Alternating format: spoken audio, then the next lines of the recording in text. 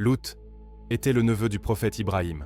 Que la paix soit sur eux. Il avait cru en lui dès Babylone et l'avait suivi dans sa foi.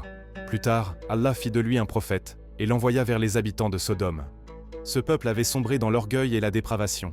Ils avaient oublié la pudeur et commettaient un péché que nul avant eux n'avait osé. Les hommes recherchèrent les hommes et rejetèrent les femmes créées pour eux.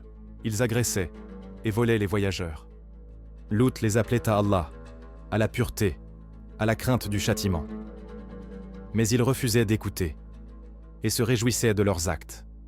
Le prophète Ibrahim, que la paix soit sur lui, vivait en paix en terre bénie, lorsqu'un jour, 3 hommes vinrent à lui. Ils avaient une beauté éclatante, une présence inhabituelle. Ibrahim comprit alors qu'il s'agissait d'anges.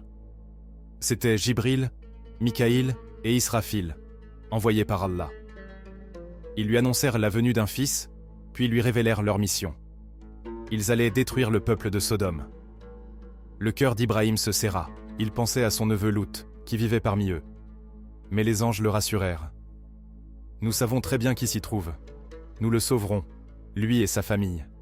Sauf sa femme, qui fait partie des mécréants. » Lut qui vivait dans cette ville, isolé mais constant dans son appel vers Allah.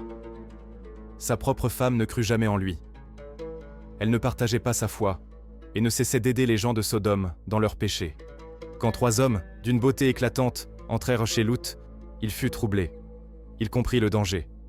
Et sa crainte devint réelle lorsque sa femme sortit discrètement. Elle alla informer les hommes de la ville de leur arrivée. Elle leur dit « Je n'ai jamais vu des hommes aussi beaux. » Et ils accoururent avec l'intention de leur faire du mal. La foule vint frapper à la porte de Lut. Ils exigeaient qu'il leur livre ses invités. Lut tenta de les raisonner. Il leur conseilla de se marier avec les femmes de la ville, de revenir à la pudeur, de craindre Allah. Mais ils répondirent, sans honte, « Tu sais bien que les femmes ne nous intéressent pas. Tu sais ce que nous voulons. » Ils poussèrent la porte avec violence, et Lut tenta de les retenir. Alors, Jibril, voyant ce qu'il se passait, invoqua Allah. Le Très-Haut lui donna la permission d'agir, et d'un simple mouvement de son aile, il frappa les assaillants. Leurs yeux s'éteignirent. Ils devinrent aveugles, se mirent à crier, et à chercher les murs à tâtons. Mais même aveuglés, ils menaçaient encore le prophète Lut. C'est alors que les anges révélèrent leur identité à Lut. Ils lui dirent « Nous sommes des anges envoyés par ton Seigneur. Pars cette nuit avec ta famille. Ne vous retournez pas. Le châtiment tombera à l'aube. » Quand l'aube se leva, le châtiment d'Allah tomba du ciel. Jibril déploya une partie de son aile et souleva les villes jusqu'au premier ciel.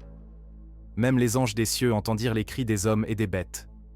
Puis il retourna les cités et les projeta contre la terre. Une pluie de pierres brûlantes, marquées du nom de chaque criminel, s'abattit sur eux.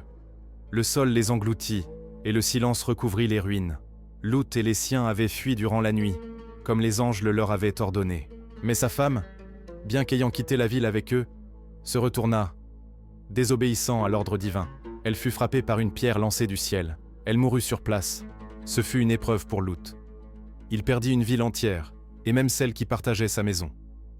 Mais il garda la foi, et Allah le sauva. Cette histoire n'est pas un conte du passé, c'est un avertissement pour ceux qui refusent la vérité. Car ce n'est ni la force, ni la foule, ni la liberté de faire le mal qui sauve. Ce qui sauve, c'est la sincérité, l'obéissance à Allah et la patience dans l'épreuve.